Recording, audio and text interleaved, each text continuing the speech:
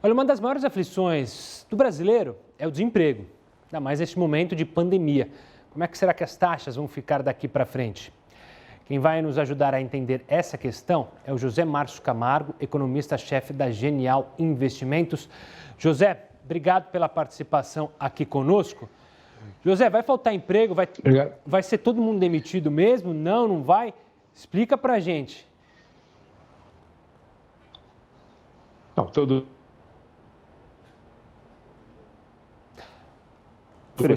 José, peraí, José. Deve ter uma recessão bastante forte. E o tamanho da... Oi? Oi, José, a gente está com um probleminha com o José, que ele está travando o Skype. José, está me ouvindo bem? A gente só estava com um probleminha. Vamos começar, famoso, como diria o outro, do início, porque, infelizmente, o sinal falhou. Agora eu te pergunto, José, a gente vai ter taxas de desemprego muito altas? Qual que é a sua análise? Eu acredito que sim, quer dizer, nós vamos ter um grande aumento na taxa de desemprego. Isso tudo vai depender, o tamanho desse aumento vai depender fundamentalmente do tempo de confinamento que nós vamos ter na economia brasileira. Quanto maior for o tempo de confinamento, maior vai ser o efeito sobre a taxa de desemprego. Nós estamos estimando, por exemplo, que num cenário que nós estamos considerando otimistas, tá certo? Que é um cenário em que o confinamento vai até o início de maio, a taxa de desemprego deve chegar no final desse ano em torno de 14,3% da força de trabalho, ou seja, um aumento substancial, tá certo? E isso se deve, obviamente, ao fato de que nós temos uma economia paralisada e essa economia paralisada vai estar destruindo empregos em vez de estar gerando empregos. José, e as medidas, os pacotes que vêm sendo anunciados aqui no Brasil, as ações dos governos, isso pode ter impacto para diminuir essa taxa de desemprego, para chegar nessa taxa otimista que você calcula aí? Ou, na sua visão, as medidas ainda estão muito tímidas? Não, se não tivesse medida nenhuma, a taxa seria muito pior, certo? Essas medidas, elas são realmente importantes, elas são medidas que vão na direção correta e elas vão mitigar esse efeito sobre a taxa de desemprego. Por exemplo, a permissão para você dispensar trabalhadores, licenciar trabalhadores, em vez de demitir os trabalhadores, com o governo complementando uma parte da renda que é perdida, tá certo?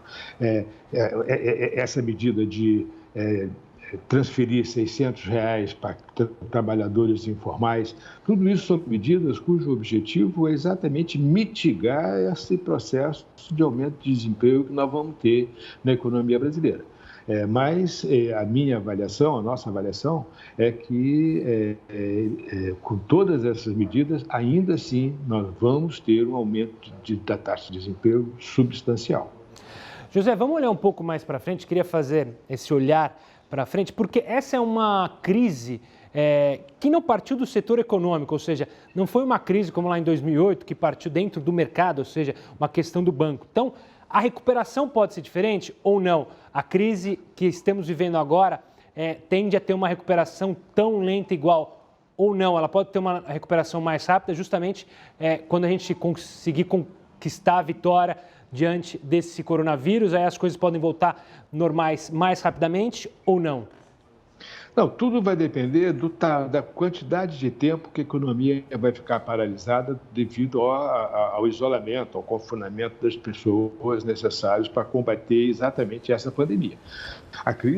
A origem da crise é saúde. A gente tem que combater essa questão da saúde. E a forma como está sendo combatido é confinamento das pessoas, o que faz com que a economia fique, em grande parte, paralisada.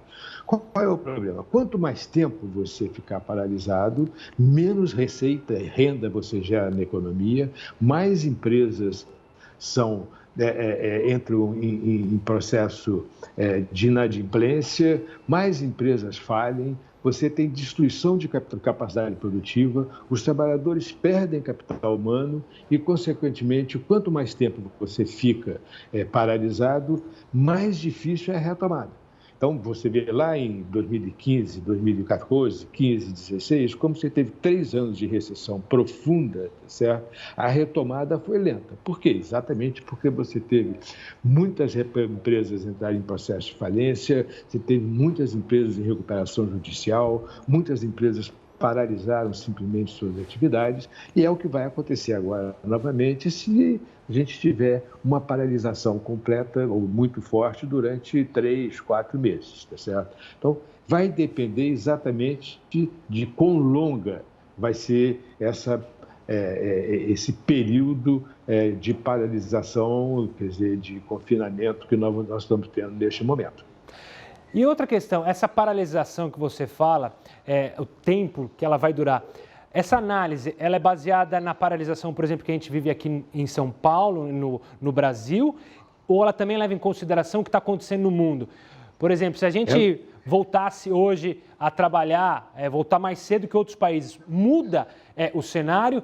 Ou não muda, porque justamente a economia é muito globalizada, então se as fábricas na China estão paradas ou nos Estados Unidos, não chega produto para o Brasil e vice-versa?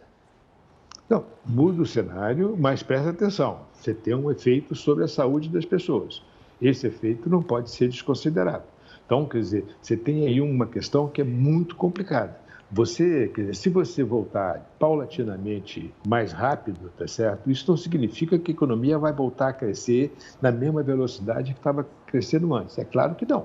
As pessoas estão com muito mais incerteza, estão com muito mais medo de perder o emprego. Isso significa que na hora que a economia retomar a trajetória quer dizer, retomar a produção lentamente, a retomada vai ser lenta, não há a menor dúvida. O começo da retomada, qualquer que seja o período de paralisação, o começo da retomada vai ser lenta.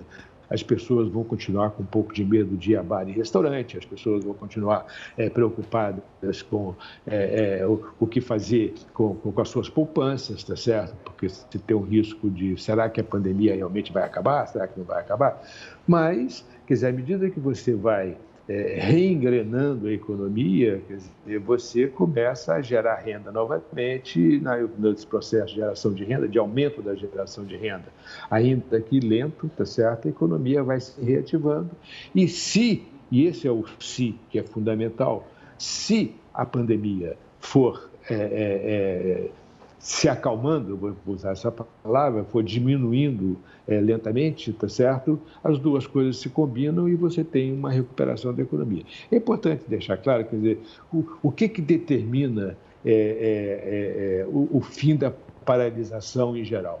Em geral, o que determina o fim da paralisação é o momento em que a curva de contágio estabiliza. Então, o início do processo, todos os processos no mundo foram assim. No início, o contágio aumenta muito rapidamente, tá certo? Eventualmente, o aumento de contágio vai diminuindo até que, em algum momento, o contágio para de aumentar. Fica estável durante algum tempo e depois começa a cair. Tá certo? É neste momento que você começa a liberar um pouco mais a economia, tá certo? Tá certo. Então, você tem diferentes cenários. Você tem a Coreia do Sul, que foi mais rápido, você tem a média europeia, que tem países muito ruins e países médios, tá certo? Os Estados Unidos está um pouco pior que a média europeia.